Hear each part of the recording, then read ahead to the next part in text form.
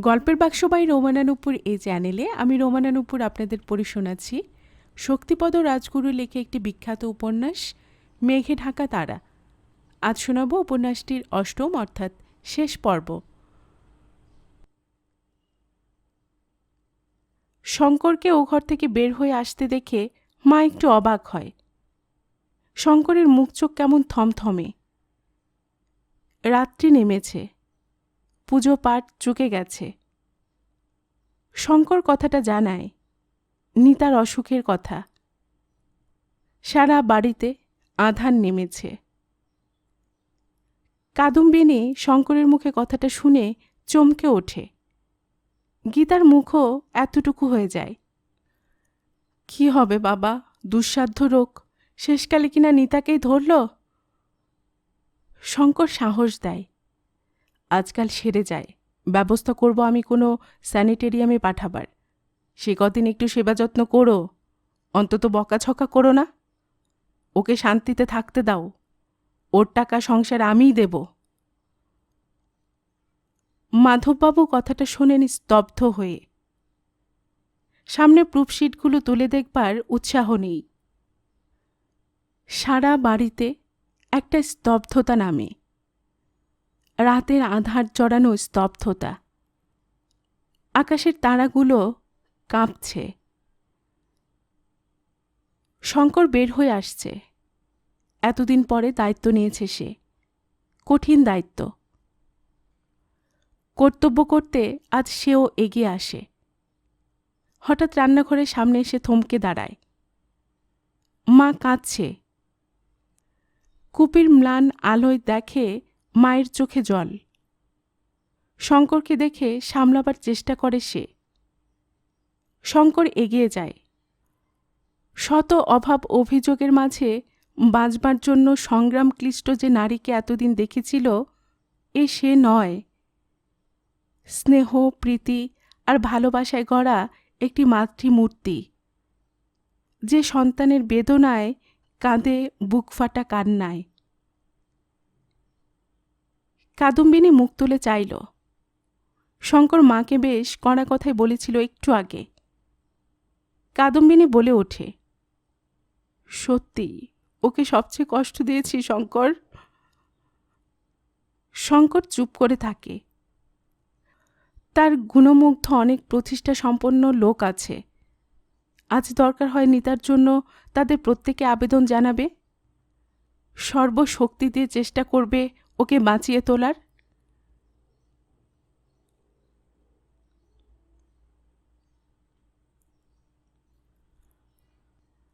ছুটি, কাজ ফুরানো, প্রয়োজন ফুরানোর ডাক। সকালবেলাতেই মাকে চা খাবার নিয়ে ঢুকতে দেখে অবাক হয় নিতা। হঠাৎ যেন পৃথিবীর রং বদলে গেছে। আকাশে বাতাসে প্রথম দিনের সোনারোদ ফুটেছে। পাখি ডাকা আকাশ, সবুজ পৃথিবী তাকে প্রগাঢ় শান্তির সন্ধান দেয়। বাইরের দিকে চেয়েছিল নিতা। মেহেদি বেড়ার গায়ে এসেছে হালকা বেগুনি রঙের ফুল। একটা ভ্রমর অকারণে গুনগুনিয়ে ফেরে ওর চারিপাশে। কাদম্বিনী ওর কাছে এগিয়ে যায়, গায়ে মাথায় হাত দিয়ে উত্তাপ পরীক্ষা করছে। একটু নিশ্চিন্ত হয়ে বসে। খেয়ে নে বাছা, আজ শরীরটা কেমন? ডিম দুটো খেতেই হবে তোকে, শঙ্কর বলে গেছে, আর ওই আপেলটা। মা? কাদম্বিনী ওর দিকে চেয়ে থাকে ডাগর আয়ত দুচোখ মেলে। ছলছল জল ভরা সেই দৃষ্টি। কাঁদছে যেন মা। আজ আবার বাঁচতে ইচ্ছে করে এদের মাঝে নতুন করে। গীতাকে বলে ওঠে, চুলগুলো বেঁধে দে দেখি, ও কিলা। গীতা বেনি ঝুলিয়ে দিয়েছে। কলেজে যাবার সময় যেভাবে স্বাস্থ্য নিতা, তেমনি করে। আয়নায় সেই হারানো অতীতের ছবি ভেসে ওঠে। সুন্দর জগৎ, মধুময় পরিবেশ।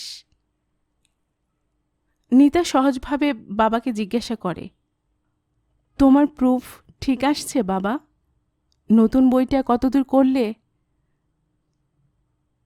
মাধববাবুর সঙ্গে সহজভাবে কথা বলে, যেন কিছুই হয়নি। মাধববাবু ওর দিকে চেয়ে থাকেন অবাক হয়ে। ও যেন এ বাড়ির আর কেউ নেই। সেই ভাবক্লিষ্ট মেয়েটি আর নয়, হালকা খুশি ভরা ভরা একটি মেয়ে। জীবনে সব বিপদ দুঃখকে সে সহজ করে নিয়েছে, জয় করেছে দুঃখকে। জীবনের একটা দর্শন, একটা অর্থ তার কাছে পরিষ্কার হয়ে ফুটে উঠেছে। ওর কথা জবাব দেন মাধববাবু। এই ধরেছি মা, এই বইটাও ছাপা শেষ হয়ে এলো। সেদিন গিয়েছিলাম প্রকাশকের দোকানে, তোর কথাও শুধেছিলেন। নিতা চুপ করে থাকে। সবার সব কাজই বুঝিয়ে দিয়ে ছুটির আশায় বসে আছে সে। বড়দি, গীতা গরম দুধ নিয়ে এসেছে। নিতা বই পড়ছিল। ওর ডাকে চমকে ওঠে। দুধটা খেয়ে নে। গীতাও আজ ওর সঙ্গে সহজভাবেই কথা বলে। সবাই যেন তার জন্য আজ ব্যস্ত। তাকে ছোট্ট ছেলের মতো মানুষ করে তুলতে চায় প্রীতি দিয়ে, স্নেহ দিয়ে। বলে ওঠে নিতা, তোদের জন্য কি শান্তি পাবো না গীতা? চিরকালটা জ্বালাবি মুখ পুরি? ওরে, এ যে কাল রোগ, তাই কেন সপ্তাহে আগ বাড়িয়ে আসিস? গীতা কথা বলে না। নিতা ওর দিকে চেয়ে থাকে। তার জীবনের শূন্যতা একজনের পূর্ণতার স্বাদে ভরে ওঠে। তাই নিয়ে তৃপ্ত হতে চায় সে। আজ সত্যি সে মুক্ত, তৃপ্ত। বাতাস জাগে, শনশন শব্দ ভরা সেই বাতাস। কোন সুদূরে যেন মন চলে যায়। উদাস শূন্য দৃষ্টিতে সে চেয়ে আছে মুক্ত আকাশের পানে। পাখির গান ভেসে আসে। কণ্ঠে সুর নিয়ে অসীম নীলিমায় পাখিটা উধাও হয়ে গেল, মিলিয়ে গেল, ফেরারি হয়ে গেল।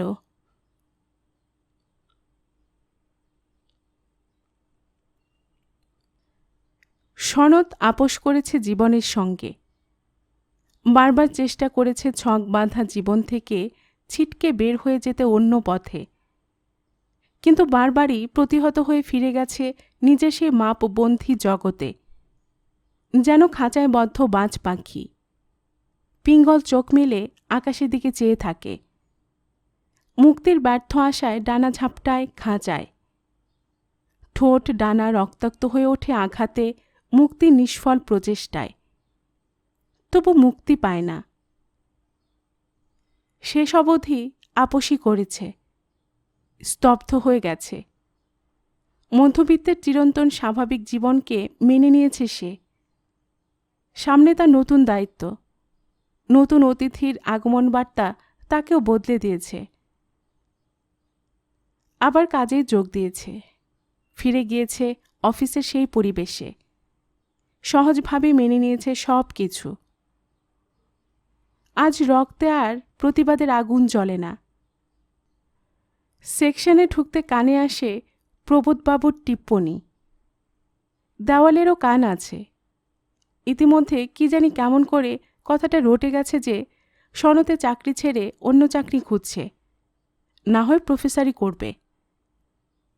অনেকে আবার রটিয়ে দিয়েছে চাকরি নাকি সে পেয়েও গেছে। তাই সেদিন অফিসে ফিরে গিয়ে ওকে সহজভাবে কাজ করতে দেখে অনেকেই মুখ তুলে যায়। নিজেদের মধ্যে দু একটা ফুসফাস কথাও হয়। সনদ কোনো দিকে কান দেয় না। বড়বাবু মাথা নাড়ে। এরই জন্য ছেলেরা আজকাল এত বেশি ফেল করে হে।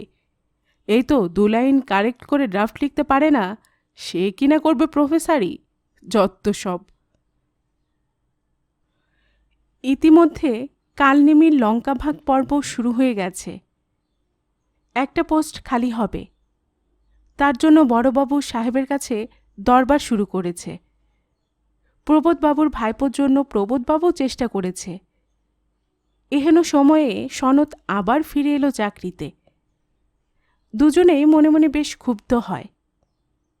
কানে আসে প্রবোধবাবুর মন্তব্য, ঢেকি যতই মাথা নাড়ুক না কেন, হে হে বাবা, গর্তেই পড়বে শেষমেশ। বড়বাবু বিরক্তি ভরে বলে, তাই তো দেখছি হে। প্রবোধবাবু গজরায়, অনার্স গ্র্যাজুয়েট হয়ে টিকে রইলাম, আর উনি কিনা সেকেন্ড ক্লাস MA হয়ে যাবেন অন্য লাইনে। হাতি ঘোড়ে গেল তল, ভেড়া বলে কত জল। সনদের কানে আসে কথাগুলো, কিন্তু আজ সে প্রতিবাদ করে না। অনাগত ভবিষ্যৎ আর গীতার কথা মনে পড়ে। ছোট্ট ঘরে আসছে নতুন অতিথি, তাকে বরণ করে নেবে। নিতার কথা মনে পড়ে। দুঃখের মাঝেই দুঃখকে সয়ে তাকে সহজ করে নেবার সাধনাই সবচেয়ে বড় সাধনা। নিতা সব হারিয়েও বাঁচবার স্বপ্ন দেখে। সনত এতদিনে সেই কথাটার প্রকৃত অর্থ উপলব্ধি করেছে। জীবনকে সহজ করে নেবার চেষ্টাই করেছে সে। এ হয়তো তার পরাজয়, মাথা নিচু করে হার মানা। এ হয়তো তার পরাজয়, মাথা নিচু করে হার মানা। তাই এটা সত্য বলে মানতে পারে না। সংগ্রামই করেছে সে, প্রতি পদে পদে বাঁচবার জন্য এই সংগ্রাম, এবং জয় করবে সে।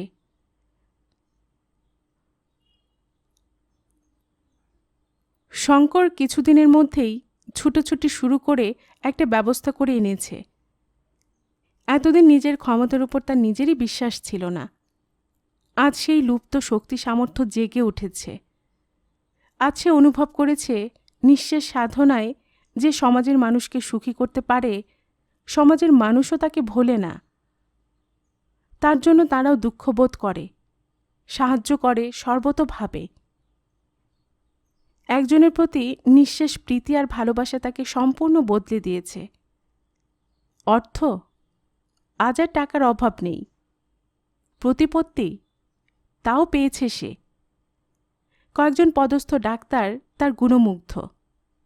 তাদের সাহায্যে 3 দিনের মধ্যে সে সিট জোগাড় করে ফেলে। শঙ্কর বলে ওঠে, গান শোনাবো ডাক্তার সেন, কিন্তু আমার বোনের টিবি, তার একটা ব্যবস্থা না করা পর্যন্ত শান্তি পাচ্ছি না। তাকে দেখেননি ডাক্তারবাবু? দেখলে বুঝতেন, যাদের কখনো ভোলা যায় না, নিতা তাদেরই দলের। ডাক্তার সেন শঙ্করের দিকে চেয়ে থাকেন। সদা হাস্যময় ছেলেটির উজ্জ্বল চোখ মুখে একটা চিন্তার কালো ছায়া। কারণে অকারণে যে হাসি আর গানের সুরে ভরিয়ে রাখে চারিদিকে, প্রাণের উচ্ছল আনন্দ যে ছড়িয়ে ছিটিয়ে চলে পাহাড়ি ঝর্ণার মতো, সেই শঙ্কর সম্পূর্ণ বদলে গেছে তার বোনের ভাবনায়। ডাক্তার সেন প্রশ্ন করেন, বাইরে কোথাও যাবে? বাইরে? কোনো স্যানিটেরিয়ামে? শঙ্কর তাই খুঁজছে। বাড়িতে নিতার ঠিক চিকিৎসা হবে না। ওই পরিবেশ থেকে তাকে সরিয়ে নিয়ে যেতে চায় সে। ব্যাকুল কণ্ঠে বলে ওঠে, গেলে সারবে তো? নিশ্চয়ই। আজকাল প্রথম স্টেজে ধরা পড়লে এটা সারানো কষ্টকর কিছুই নয়। তাহলে একটা অ্যারেঞ্জমেন্ট করুন, যত তাড়াতাড়ি হয়। শঙ্কর অধৈর্য হয়ে পড়েছে। এলোমেলো বকে চলেছে সে। ওকে সারানো দরকার ডাক্তার সেন, এ যে আমারই কর্তব্য। ডাক্তার সেনও কি ভাবছেন ওর দিকে চেয়ে। বলে ওঠেন, লেট আস ট্রাই। আশা করি একটা ব্যবস্থা হয়ে যাবে ইমিডিয়েটলি। ডাক্তার সেন ট্রাঙ্ক টেলিফোনে যোগাযোগ করবার চেষ্টা করেন। শঙ্কর অধীর আগ্রহে প্রতীক্ষা করে দূরের সেই খবরের।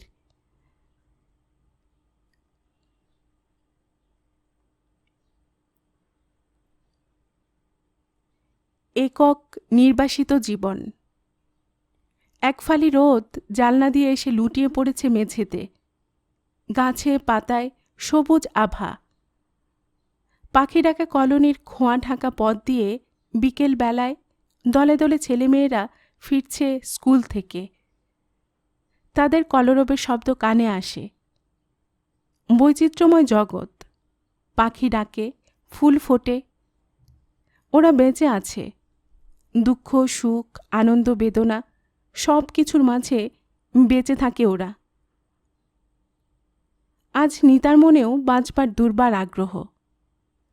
একটি সংসার, তেমনি কাকুলি ভরা কার আধো আধো কণ্ঠস্বর মনে পড়ে। সন্ধ্যার আবছা আলোয় লতায় লতায় ফুটেছে গাঢ় হলুদ ঝিঙে ফুল। সন্ধ্যা মালতীর লাল আভা প্রতিবিম্ব তোলে শেষ রশ্মির গাঢ় লালিমায়। কার পথ চেয়ে বসে থাকা, একটি শান্ত গৃহের স্বপ্নসাদ। নিতা মাঝে মাঝে কেমন স্বপ্ন দেখে। হঠাৎ কাকে ঢুকতে দেখে অবাক হয়ে যায়। সনৎ এসেছে বেশ কিছুদিন পরে। সেই বিকেলের ঘটনাটা মনে পড়ে। সেই বিচিত্র ডাক শোনা আনমনা লোকটি কোথায় হারিয়ে গেছে। দরজার কাছে দাঁড়িয়ে চেয়ে রয়েছে ওর দিকে বিস্মিত বেদনা ভরা নির্বাক দৃষ্টিতে।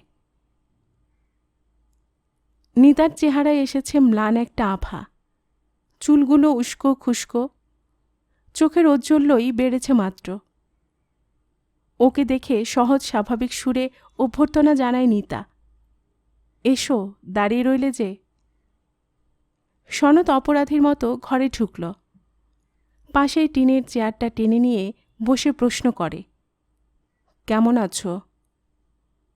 নিতা হাসি মুখে জবাব দেয়, ভালোই। চেয়ে থাকে ওর দিকে নিতা। যে সনৎ একদিন নিঃশেষে তাকে কাছে পেতে চেয়েছিল, সেই মানুষটি কিনা তাই ভাবে। তার জীবনের সব আশার মুকুল যাকে কেন্দ্র করে ফুটেছিল, আজ সে কাছে এসেছে। কিন্তু নিঃশেষে হারিয়ে গেছে সেই সৌরভ। আজ আর সনৎকে এড়াবার চেষ্টা করতে হবে না। তার জীর্ণ পোকা ধরা এই অকেজো দেহ আর পঙ্গু মনের কোনো দামই নেই কারো কাছে। সনৎ বলে ওঠে, সেদিনের ওই সব কথার জন্য লজ্জার শেষ নেই। নিতা চমকে ওঠে। বহু দূরে পাখি ডাকছে, বাতাসে ঝরা ফুলের গন্ধ। এক ফালি মেঘ পড়ন্ত সূর্যের শেষ আভায় রঙের তুফান তুলে কোন অসীমে উধাও হয়ে গেল। দূর থেকে কে ডেকে ফিরে গেল। মুখ তুলে চাইল নিতা ওর দিকে। দু চোখে তার কামনা ব্যাকুল দৃষ্টি। নির্বনুর মুখ প্রদীপের শেষ আভা আধার তল উদ্ভাসিত করে দিয়েছে। আজ জীবনের কোনো সত্যকেই লুকিয়ে রাখতে চায় না সে। কেন? সনৎ জবাব দিতে পারে না। একবার মুখ তুলে ওর আয়ত দৃষ্টির দিকে চেয়ে থাকে। নিতা বলে ওঠে, লজ্জার কিছু নেই সনৎ। লজ্জা নয়, দুঃখ আর ব্যর্থতা রয়ে গেল আমারই। ক্ষণিকের জন্যও আজ মনের সব গোপনতা প্রকাশ করেছে নিতা। যাবার বেলা পিছন ফিরে তার জীবনের সবুজ দিনগুলোকে শেষবারের মতো দেখতে চায়। এতটুকু চাওয়া যদি অপরাধ হয়, হোক। নিতা চুপ করে চেয়ে রয়েছে। সনতের মনে আসে দুরাগত একটা শব্দ, সুর। নিতা। নিতা আজ কোনো কিছুই লুকোতে চায় না। বলে ওঠে ভারী গলায়, আমিও বাঁচতে চেয়েছিলাম সনৎ। মেয়েরা সকলেই যা চায়, আমিও তাই চেয়েছিলাম। কিন্তু কণ্ঠস্বর যেন ভারী হয়ে আসে। নিতার সব দুঃখ ব্যর্থতা নীরব চোখের পাতায় কান্না হয়ে ভাসে। পাখির ডাক থেমে গেছে। নেমেছে রাত্রির অন্তহীন তমসা। নিকোনো আকাশে ফুটে ওঠে দু একটা তারা ফুল। কথা কইল নিতাই। ওসব চিন্তা আজ আধারে হারিয়ে গেছে।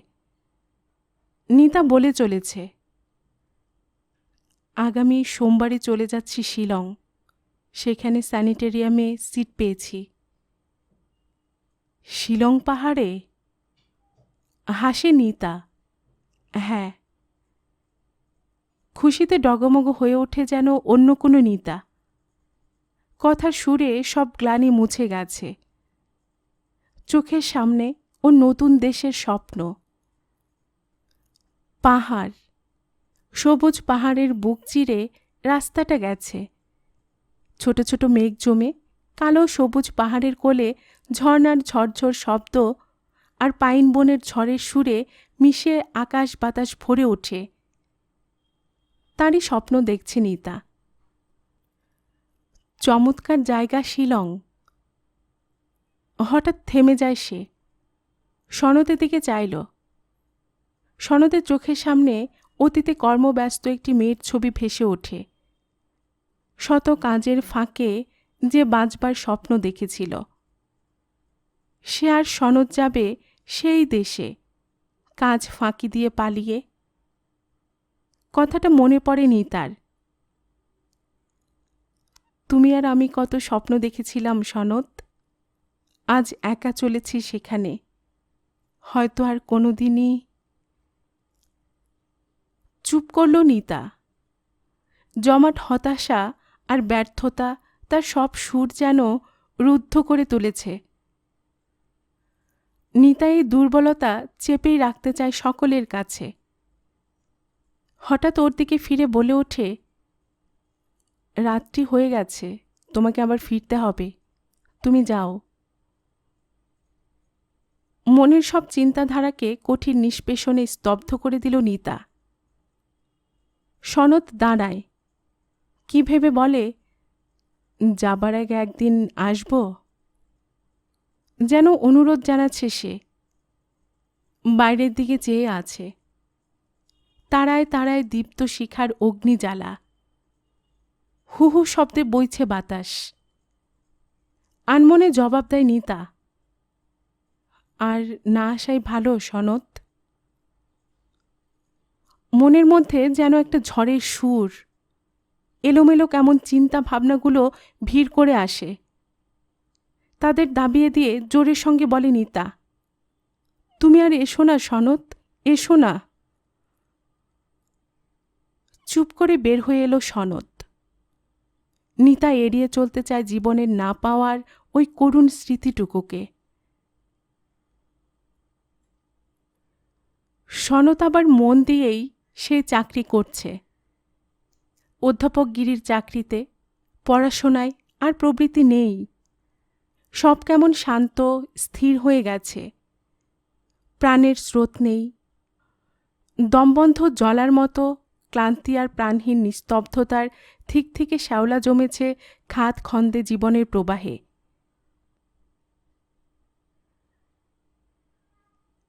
একা বসে আছে নিতা। অনুভব করে দুচোখ দিয়ে তার চোখের জল নেমেছে। বুক ভরা ব্যর্থতার কান্না চেপে অতীতের ব্যর্থ বসন্তকে বিদায় জানায় সে। শেষ বিদায়। মন কেমন করে। এতদিন যাকে জেনে শুনেও মনের গোপন থেকে সরিয়ে দিতে পারেনি নিঃশেষে, আজ অতি সহজ স্বাভাবিকভাবেই সে সরে গেল। ফুল ফোটে, ঝরে, বৃন্তে রেখে যায় ফলের সংকেত। কিন্তু তার জীবন বৃন্তে কীটদষ্ট ফুলের ব্যর্থ পরিণতি। নিঃশেষিত সৌরভ। লুপ্ত হয়ে গেছে তার সব বর্ণ আর গৌরব। এখন শুধু পথপানি চেয়ে থাকা, আর ঝরে যাবার জন্যই এই নীরব প্রতীক্ষা করা। কান্না আসে। আসুক, চোখ ছেয়ে নামুক ব্যর্থ কান্না। বন্ধুর ঊষর মৃত্তিকার বুক তবু ভুলেও শ্যামল হবে না কোনো দিন।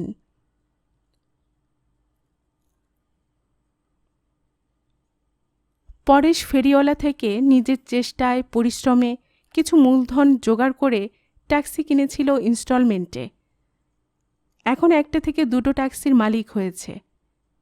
কঠিন পরিশ্রমী ছোকরা। গুপি মিত্তিরের মতো মিনমিনে হয়ে যায়নি কেরানিগিরি শুরু করে।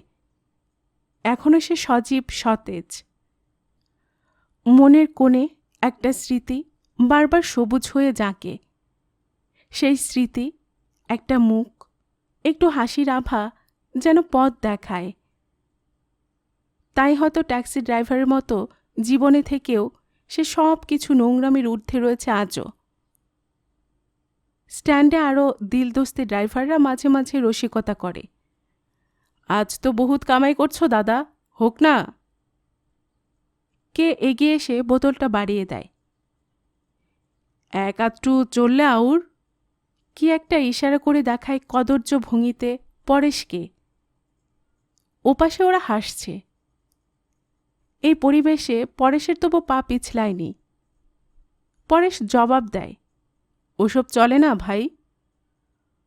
হতাশ হয় বন্ধুর দল। বলে, বুদ্ধ তুমি, স্রেফ বুদ্ধ। সাদা চোখে যে ট্যাক্সি খ্যাপ মারে সে শালা হয় দেবতা নয়তো পাক্কা শয়তান। ওদের কথায় হাসে পরেশ। কেন জানে না বারবার একজনের কথা মনে পড়ে। একটি বিয়ের রাত্রি, আলো ঝলমল পরিবেশ, শাঁখের শব্দ, উলুধ্বনির মাঝে দাঁড়িয়ে আছে সে। সামনে তার নিতা। এত কাছে সে কাউকে দেখেনি। বলেছিল নিতা, মানুষ হবার চেষ্টা করো পরেশ। ঘর হারিয়ে সব কিছু হারিয়েছি আমরা, ওইটুকু পরিচয় তবু কেন থাকবে না? ট্যাক্সি! কোনো বাবু ডাকছে। নিমেষে নিপুণ হাতের এক মোচড়ে গাড়িখানাকে ঘুরিয়ে নিয়ে ওদিকে ছুটল পরেশ। মাপমতো পায়ের চাপে একটু শব্দ করে গাড়িখানাকে দাঁড় করিয়ে দরজা খুলে দেয়। পেছনে ফিরে যাত্রীর দিকে চেয়ে একটু অবাক হয়। বলে, শঙ্করদা? শঙ্কর গাড়ির জন্য দাঁড়িয়েছিল। ওর গাড়িতেই উঠে পড়ে। বাড়ি ঘুরে একবার হাওড়া স্টেশনে আসতে হবে। একটি চলতি গাড়িকে ওভারটেক করে রাস্তার দিকে নজর রেখে বলে ওঠে পরেশ, কি দাদা, আবার দিল্লি বোম্বে যাচ্ছ? খুব আচ্ছা গাইছ শুনলাম। শঙ্কর কি ভাবছে? স্যানাটেরিয়ামের সিট বন্দোবস্ত হয়ে গেছে। এবার নিতাকে পৌঁছে দিয়ে আসতে পারলে হয়তো চিকিৎসার একটা সুরাহা হবে। বেঁচে উঠবে নিতা। পরেশের কথাটা কানে আসতে আনমনে জবাব দেয়, দেখি কত দূর যেতে পারি।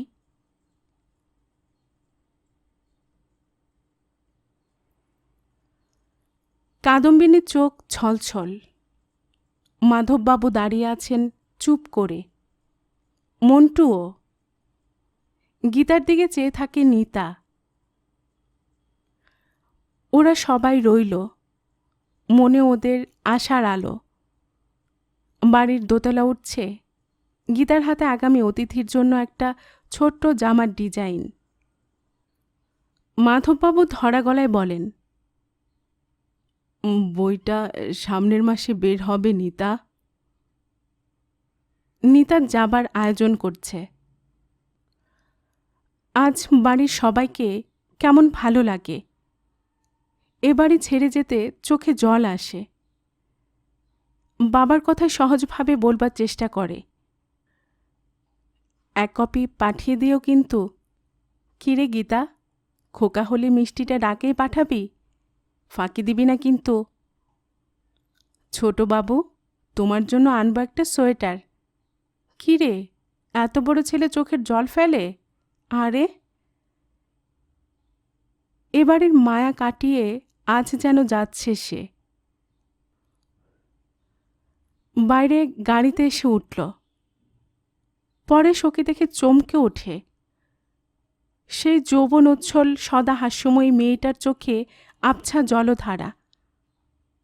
শঙ্করের সঙ্গে নিতাকে উঠতে দেখে একটু অবাক হয় পরেশ। তুমি কোথায় যাবে? নিতা হাসবার চেষ্টা করে। স্যানিটেরিয়ামে। রোগটা রাজরোগ কি না? চমকে ওঠে পরেশ। তার মুখে এক পোঁচ কালিকে বুলিয়ে দেয়। একটা কল্পনার চরম অপমৃত্যু। জীবনকে সুন্দর করে গড়ে তুলবার চেয়ে দিয়েছিল নীরব অনুপ্রেরণা। সেই কল্পনা আজ পিছন থেকে মুছে গেল নিঃশেষে। কোনো অতি আপনজন আজ চলে গেল দূর বিদেশে। ফিরবে না আর কোনো দিন। পরেশ মুখ বুজে গাড়ি চালাচ্ছে। নিতা, শঙ্কর চুপ করে বসে আছে। নিতা শাঁসিটা তুলে বাইরের দিকে চেয়ে থাকে। শঙ্কর বলে, হাওয়া আসছে, ঠান্ডা হাওয়া। খোলা থাকবে না? না। শঙ্কর ওর দিকে শাঁসিটা বন্ধ করে দেয়। কোনো কথাই বলে না নিতা। আজ বিনা প্রতিবাদে ওদের হাতে নিজেকে তুলে দিয়েছে। বেশ ভালো লাগে না রে বর্দা এমনি করে বেড়াতে? খুশির আবেগে যেন উছলে পড়ছে নিতা। শঙ্কর চুপ করে বসে আছে। পরেশও। নিতা ওদের এই স্তব্ধতায় বিস্মিত হয়। নিতাই বলে ওঠে, বারে, তোর মুখে কি তালাচাবি পড়ে গেল? এই পরেশ, কথাই বলছিস না যে? ও বর্দা। অন্ধকার আর আলো ভরা রাস্তায় মসৃণ গতিতে ছুটে চলেছে গাড়িটা। সামনের পথের দিকে নজর রেখে পরেশ সাড়া দেয়। এমনি হাসে নিতা। তোরা ভাবছিস এই বুঝি শেষ যাওয়া? মোটেই নয় রে। দেখবি সেরে উঠে ফিরে আসব, তখন চিনতেই পারবি না। টকটকে রং, এই সা মোটা হব, হাঁ করে চেয়ে থাকবি। লোকজন, গাড়ির ভিড় ঠেলে গাড়ি এসে হাওড়া স্টেশনে পৌঁছেছে। মালপত্র নামিয়ে নিয়ে চলছে শঙ্কর কুলি ডেকে। নিতা নেমে দাঁড়াল। পরেশ চুপ করে দাঁড়িয়ে আছে। ওর দিকে চেয়ে থাকে নিতা। আজ সব কিছুই ভালো লাগে পরেশকেও। চুপ করে আছো যে? পরেশ যেন সব কিছু ভুলে যায়। লোকজন, কোলাহল, একটি শান্ত সবুজ পরিবেশের ছবি ভেসে ওঠে। অনেক দিনের চেনা জানা ওই নিতাকে আজ নতুন করে দেখে পরেশ। পরেশ বলে, তুমি চলে যাচ্ছ? হাসছে নিতা। আবার ফিরে আসব পরেশ, আবার ভালো হয়ে আসব। তাই এসো, ফিরে এসো তুমি। ভিড়ের মধ্যে মিলিয়ে গেল নিতা। পরেশ স্তব্ধ হয়ে দাঁড়িয়ে আছে। মনে হয় পরেশের কি যেন আপনজনকে আজ হারিয়ে ফেলেছে সে। এত উদ্যম পরিশ্রম যার জন্য, সেই যেন হঠাৎ আনমনে তাকে ডাক দিয়ে দূরে চলে গেল। এ এক বিচিত্র অনুভূতি। সারা মনটা শূন্য উদাস হয়ে গেছে। এত প্রচেষ্টা যেন অর্থহীন হয়ে ওঠে।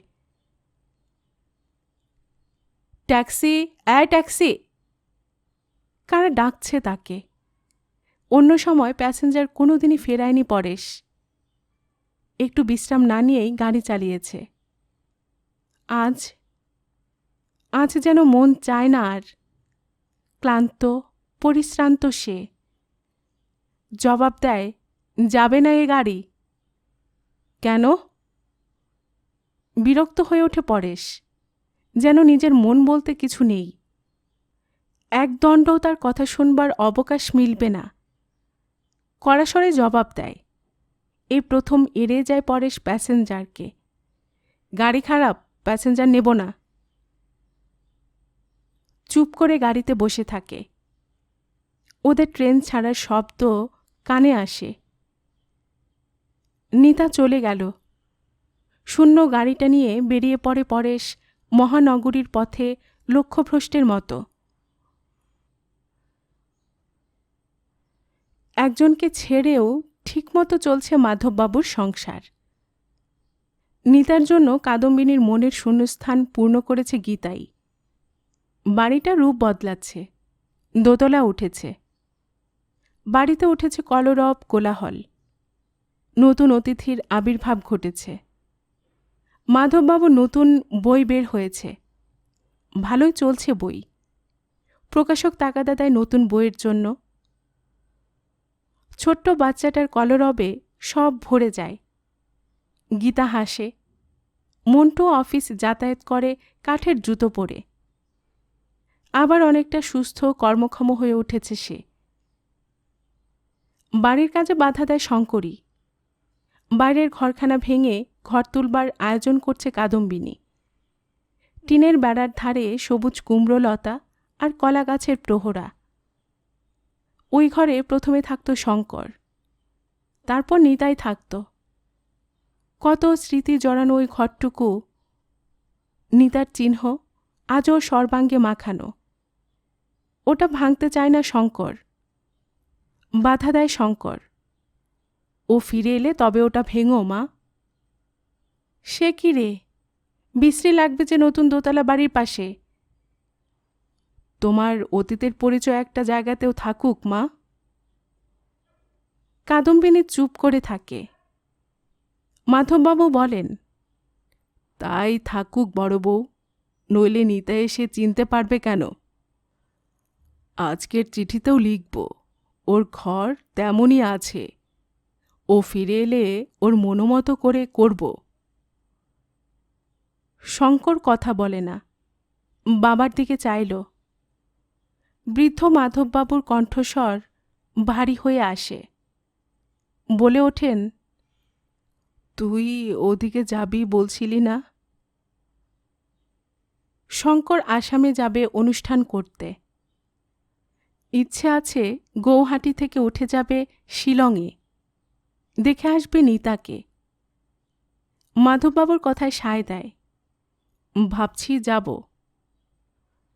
নতুন বইখানা নিয়ে যাবি, কত আশা ছিল ওর। আর ওই গীতার বাচ্চাটার ফটো একখানা, প্রতি চিঠিতেই লেখে সে। শঙ্কর বাবার দিকে চেয়ে থাকে। সন্ধ্যা নেমে আসছে। আবছা মেঘগুলো ক্লান্ত হয়ে ঘুরে বেড়ায় পাহাড়ের গায়ে গায়ে। যেন এক বুনো হাতি নেমেছে বন থেকে। আন মনে দল বেঁধে ঘুরে বেড়ায় এদিক ওদিক। সাদা একটা পাতলা মেঘ ঢেকে ফেলে সব কিছু। পাইন বনে জাগে মত্ত হাওয়া। লম্বা লম্বা গাছগুলো দাঁড়িয়ে আছে। টিলার এখানে ওখানে বাতি জ্বলে। আকাশের দিকে উঠে গেছে দু একটা আলো। কি যেন স্বপ্ন দেখছে সে। খালের ওপরে ঝাঁকড়া তেঁতুল গাছের সবুজ পাতা বাতাসে দুলছে, ডাকছে দু একটা পাখি। চমকে ওঠে নিতা। কি এক স্বপ্ন দেখছে সে। কোথায় ফেলে আসা উপনিবেশের সঙ্গীরা, স্কুলের বহু চেনা অচেনা মুখ, অফিসের সেই দিনগুলো, সনদ পরেশ, কলকাতার কর্মব্যস্ত জীবন, সব কিছু যেন মিশিয়ে আছে ওই সুরের পরতে পরতে। সামনের চিঠি দুখানা খোলা পড়ে আছে। সনদ লিখেছে, মুরুতির হতে সুধা শ্যামল কোনো জীবনের স্বপ্ন। দেখা করতে আসছে শঙ্কর। বাবা লিখেছেন বাড়ির সংবাদ, দোতলা উঠেছে, গীতার ছেলেটা ভয়ানক দুষ্ট হয়েছে। যেন মাধববাবু সব কাজ পণ্ড করার জন্যই দিনরাত মতলব খোঁজে। নতুন বই নিয়ে ভয়ানক ব্যস্ত। মন্টু সেরে উঠেছে। সবাই তারই পথ চেয়ে আছে কবে ফিরবে সে। আবার ফিরে যাবে নিতা তাদের মধ্যে। কেমন মিষ্টি একটা সবুজ স্বপ্ন দেখে নিতা। সনদের চিঠিখানা তুলে ধরে। সারা মনে মুখে চোখে ফুটে ওঠে খুশির আভা, জীবনের ইশারা। জানালার বাইরে পাহাড়ের ঢেউ একটার পর একটা স্তরে স্তরে উঠে গেছে আকাশের দিকে মাথা তুলে। ঝিরে ঝিরে পাইন বনে হাঁকে শোঁশো হাওয়া। সুরটা কেঁপে উঠছে। স্যানাটোরিয়ামে বসে শুনছে নিতা। শঙ্কর গাইছে গৌহাটি স্টেশন থেকে। খাসিয়া পাহাড়ের দূর ছায়াঘন বনে লেগেছে রাতের অন্ধকার। অতীতের কত স্মৃতি সৌরভ জড়ানো সুর। বাড়ির কথা মনে পড়ে। মনে হয় শঙ্কর তার সামনেই বসে রয়েছে। জানালার ফাঁক দিয়ে লুটিয়ে পড়েছে এক ফালি আলো। কলা গাছের পাতাগুলো বাতাসে দোল খায়। সেই পরিবেশে ওর সুর উঠেছে। আজকের শঙ্করের সুরে মিশে যাচ্ছে অতীতের সেই দিনগুলো। কিন্তু সে বহু দূরের ঠিকানা। সামনে বাবার চিঠিখানা বহু দূরের স্বপ্ন বয়ে আনে। নিতা হাতে নিয়ে অনুভব করে তারই নিজের হাতে লাগানো গন্ধরাজ ফুলের সৌরভ স্পর্শ। কে জানে গাছটা কত বড় হয়ে উঠেছে, কত ফুল ফুটেছে। কেমন যেন ফিরে যেতে ইচ্ছে হয় আবার সেই জীবনে। সেও বাঁচবে সনতের চোখে। এক নজরে পরেশের চোখে দেখছে জীবনের সংকেত। তারই অনুনন এই শঙ্করের অসীম স্পর্শী সুরের মায়ায়। নার্স টেম্পারেচার নিতে এসেছে। মাথার সামনে টেম্পারেচার চার্টটার দিকে চেয়ে থাকে। লাল গ্রাফটা ওঠানামা করেছে একটা বিচিত্র ভঙ্গিতে।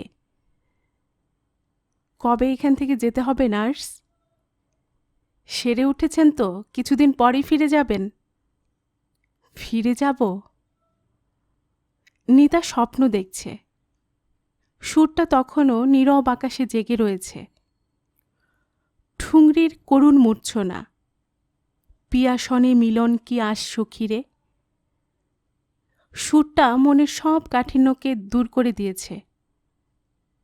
গৌহাটি থেকে প্রোগ্রাম শেষ করে কালই এসে পড়বে শঙ্কর। বলে ওঠে নিতা, কালই দাদা আসছে নার্স, ওর সঙ্গে এবারে যেতে পারবো না? ব্যাকুল কণ্ঠে যেন আবেদন জানায় নিতা। নার্স আশ্বাস দেয়, সেরে উঠলে আর কেউ এখানে থাকে না। রাত্রি কাটে প্রহর গুণে। ঘড়িটা চলেছে যেন ধীর একতালে। কাল সকালে আসছে শঙ্কর। বাড়ির খবর নিয়ে আসবে। কত কথা যেন জমে আছে নিতার মনে। এখানের অনেক খবর। ঘড়ির দিকে চেয়ে থাকে। ওর মনের চাঞ্চল্যের বিন্দুমাত্র স্পর্শ হতে লাগেনি। ভোরের আলো জেগে ওঠে পাহাড়ের মাথায়। পাইন বনের ফাঁক দিয়ে লুটিয়ে পড়েছে এক ঝলক আলো। দরজার পাশ দিয়ে জুতোর শব্দ শুনে ডাক দেয়, নার্স। নার্স এগিয়ে আসে। এত ঠান্ডায় উঠবেন না?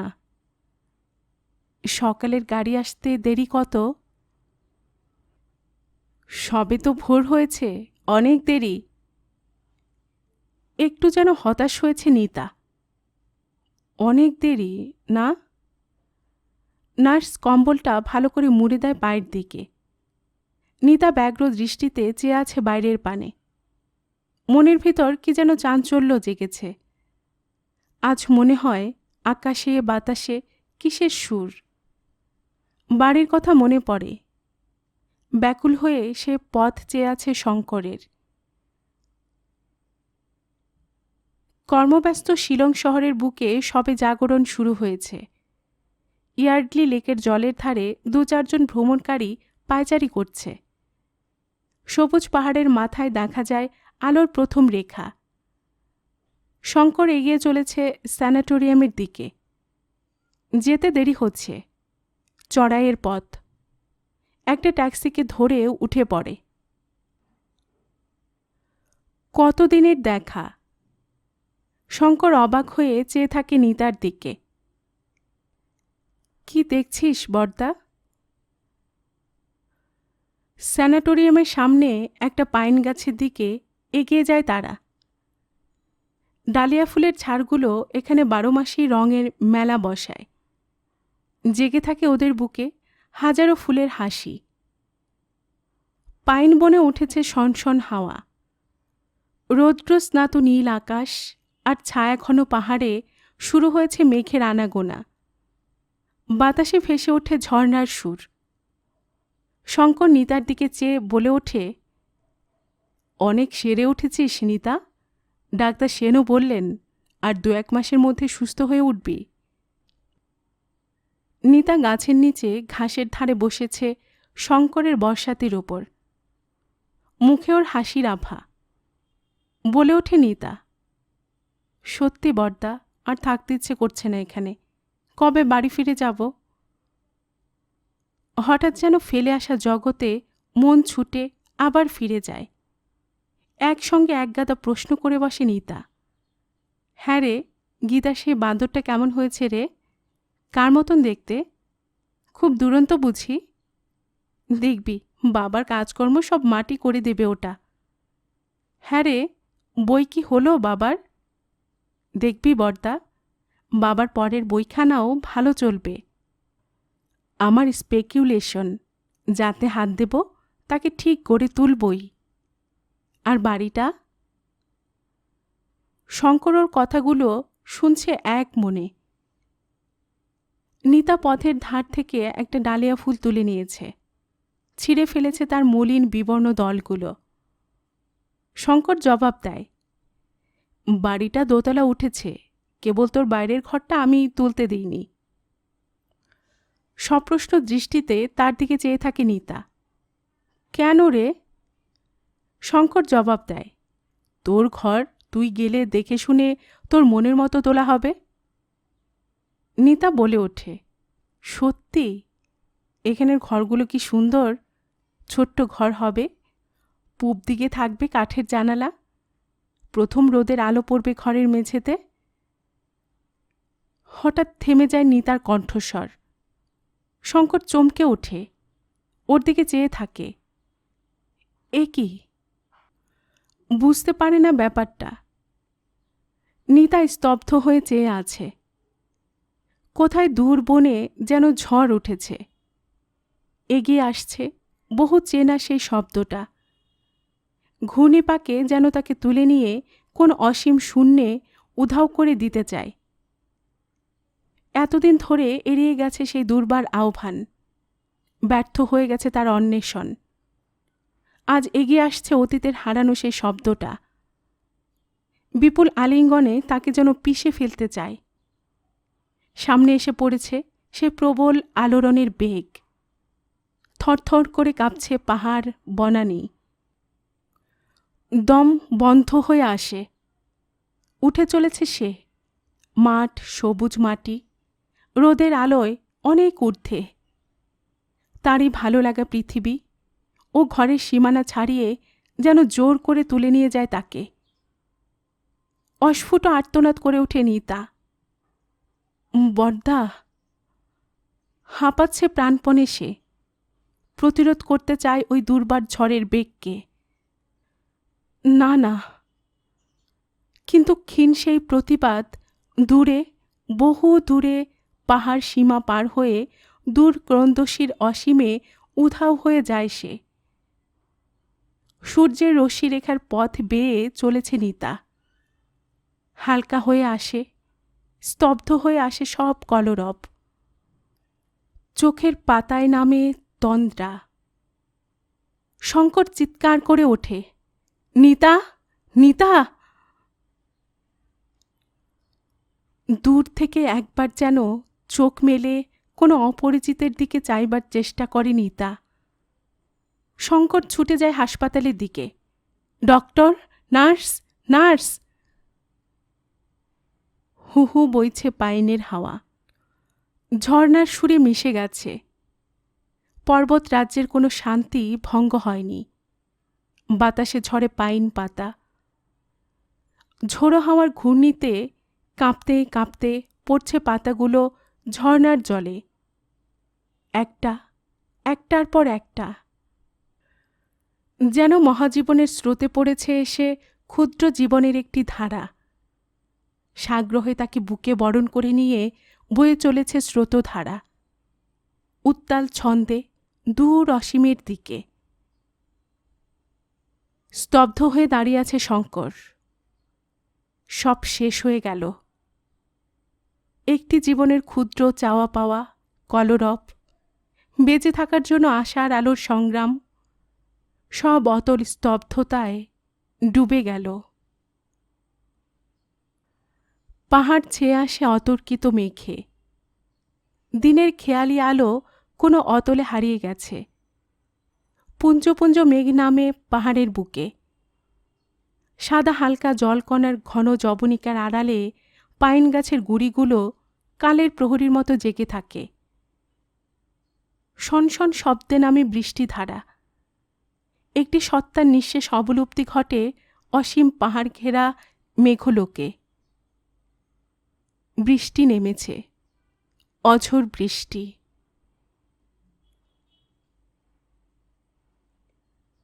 কয়েক মাস কেটে গেছে। সহজ স্বাভাবিক গতিতে চলেছে কলোনির জীবনযাত্রা। মাধববাবুর দোতলা বাড়ি উঠেছে। নিতার ঘরখানার চিহ্ন মাত্রও নেই। সেখানে জমেছে ঘন সবুজ গাছগাছালি। পাখি ডাকে পত্রাবরণ থেকে। সহজ স্বাভাবিক হয়ে উঠেছে আবার এ বাড়ির দিনগুলো। মাধববাবু আবার কাজে মন দিয়েছেন, কিন্তু বাধা তার গীতার ছেলেটা। চশমা কলম থাকে না ঠিক জায়গায়। হাঁকডাক শুরু করেন তিনি। বাড়িতে হইচই, লোকজনের সমাগম, গীতার ছেলের অন্নপ্রাশন। শঙ্কর এত করেও এ বাড়িতে থাকতে পারে না। এই পরিবেশ তার বিষিয়ে উঠেছে। মন কেমন করে এখানে এলেই। কাদম্বিনী দুঃখ করেন, তুই ঘরবাসী হবি না শঙ্কর? হাসে শঙ্কর, বেশ তো আছি, যা যাবর জীবন। আজ দিল্লি, কাল বোম্বাই, সময় পাই কই বলো? আনন্দে কোলাহলে বাড়ি ভরে উঠেছে। গীতা ব্যস্ত সমস্ত হয়ে আসে। যাক, এসেছ তাহলে, মামা যা হোক একখানা। আজকের এই পূর্ণতা দিনে শঙ্করের একজনকে মনে পড়ে, সে নিতা। শঙ্করকে চলে যেতে দেখে বাধা দেয়। এ কি, চলে যাচ্ছ যে? একটু কাজ আছে। সকলের দৃষ্টি এড়িয়ে চলে গেল শঙ্কর। একজনকে নিঃশেষে ভুলে গেছে এরা। ভুলে যাওয়াই স্বাভাবিক। পায়ে পায়ে স্টেশনের দিকে এগিয়ে আসে শঙ্কর। কলোনির রাস্তায় দু একজন লোক চলেছে। একজনকে মনে পড়ে, সে নিতা। কালো ডাগর চোখ, জীর্ণ মলিন রং, আধময়লা শাড়ি পরে একটি মেয়ে। দুবেলা যাতায়াত করত কলোনির পথ দিয়ে, অফিস আর টিউশনিতে। আনমনে পথ চলেছে। হঠাৎ দূরে কাকে দেখে চমকে ওঠে। হ্যাঁ, ঠিকই, তেমনি কে যেন চলেছে। নিতার মতোই দেহ মনে ওর কি এক হতাশ বেদনা। মলিন বিবর্ণ চাহনি রোদে ঘেমে নিয়ে উঠেছে। এগিয়ে যায় শঙ্কর। না, নিতা নয়, তবে ওদের শ্রেণীরই ও অন্যজন। পথে ঘাটে, অফিসে, স্কুলে ওদের দেখা মেলে।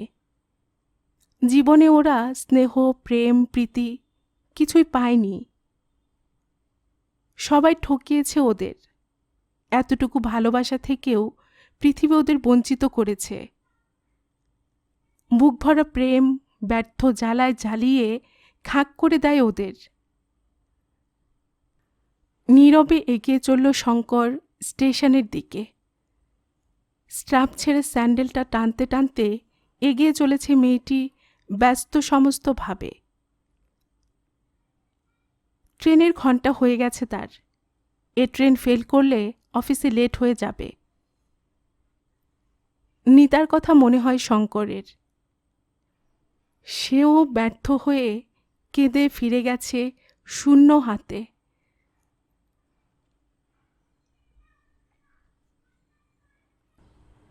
গল্পের বাক্স বাই রোমানানুপুর এই চ্যানেলে এতক্ষণ আপনাদের পড়ে শোনাচ্ছিলাম শক্তিপদ রাজগুরু লেখে একটি বিখ্যাত উপন্যাস মেঘে ঢাকা তারা এর অষ্টম অর্থাৎ শেষ পর্ব। আর এতক্ষণ গল্প পাঠে আমি আপনাদের সাথে ছিলাম রোমানানুপুর। আপনারা যারা এই চ্যানেলের গল্প নতুন শুনছেন, আপনাদের সুবিধার্থে একটি বিনীত অনুরোধ, যদি আপনারা আরও এমন গল্প উপন্যাস শুনতে চান তবে নিচে লাল সাবস্ক্রাইব বাটনে একটি ক্লিক করে রাখুন ও একটি লাইক করে রাখুন। এতে এই চ্যানেলের ভিডিওগুলি খুঁজে পেতে আপনাদের সুবিধা হবে। আর পাশে থাকা ঘন্টা বাটনটিও চেপে রাখুন, যাতে নতুন কোনো গল্প দেওয়ার সাথে সাথেই আপনাদের কাছে নোটিফিকেশন চলে যায়। সবসময় সবাই খুব ভালো থাকুন, সুস্থ থাকুন, আনন্দে থাকুন, এই প্রার্থনা রইল।